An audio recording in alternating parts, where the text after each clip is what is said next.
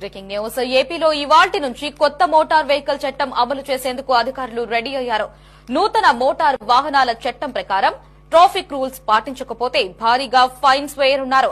Helmet లేకుండా bike నడిపితే ₹1000 జరిమానా, అలాగే సీట్ బెల్ట్ పెట్టుకోకుండా కార్లు నడిపితే ₹1000 ఫైన్, డ్రంక్ అండ్ డ్రైవ్ టెస్టులో పట్టుబడితే 10,000 జరిమానాతో పాటు లైసెన్స్ రద్దు చేస్తామని ట్రాఫిక్ పోలీసులు హెచ్చరిస్తున్నారు.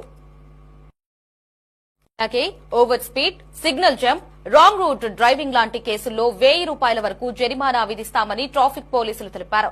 ఇక డ్రైవింగ్ లైసెన్స్ లేకుండా వాహనాలు నడిపితే 5,000 జరిమానాతో పాటుగా వాహనం సీజ్ చేసే అవకాశం ఉందన్నారు. సీసీ కెమెరాల ద్వారా ట్రాఫిక్ రూల్స్ ఉల్లంఘించే వారిని గుర్తించి ఫైన్స్ విధిస్తామన్నారు. ఈ నేపథ్యంలో వాహనదారులు నిబంధనలకు లోబడి నడుచుకోవాలని అధికారులు కోరుతున్నారు.